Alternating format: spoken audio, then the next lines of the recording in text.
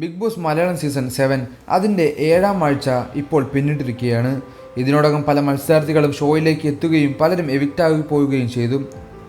ഇന്നിതാ big boss season 7 50 ദിവസം പൂർത്തിയാക്കുമ്പോൾ വേളയിൽ എവിക്ഷനിടയിൽ രോക്ഷാകുലനായി പുറത്തേക്ക് പോവുകയാണ് നടൻ മോഹൻലാൽ. നൂറ, അനുമോൾ എന്നീ മത്സരാർത്ഥികളെ മോഹൻലാൽ ശകാരിക്കുകയും ചെയ്യുന്നുണ്ട്.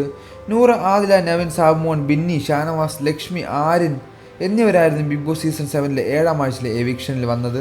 ഇതിൽ ബിന്നി, നെവിൻ, നൂറ എന്നിവർ കഴിഞ്ഞ ദിവസം സേഫ് ആവുകയും ചെയ്തു.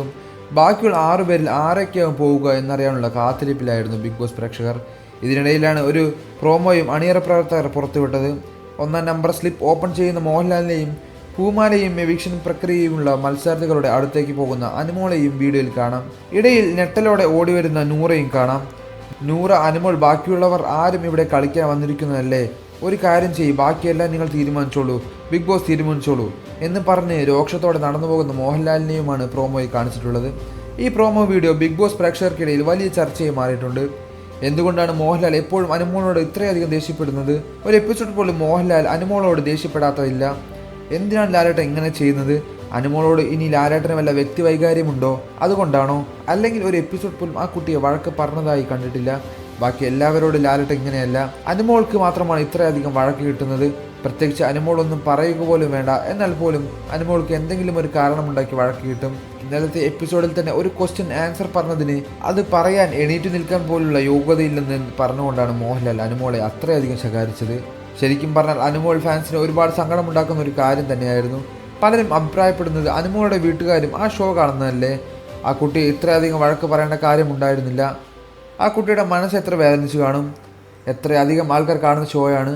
അനുമോൾ ചെയ്ത തെറ്റുകൾക്കെല്ലാം വഴക്ക് പറഞ്ഞോട്ടെ, പക്ഷെ ചെയ്യാത്ത കാര്യങ്ങളും അതുപോലെ ആവശ്യമില്ലാത്തതിനും വഴക്ക് പറയേണ്ട ആവശ്യമുണ്ടായിരുന്നില്ല എന്നാണ് അഭിപ്രായം.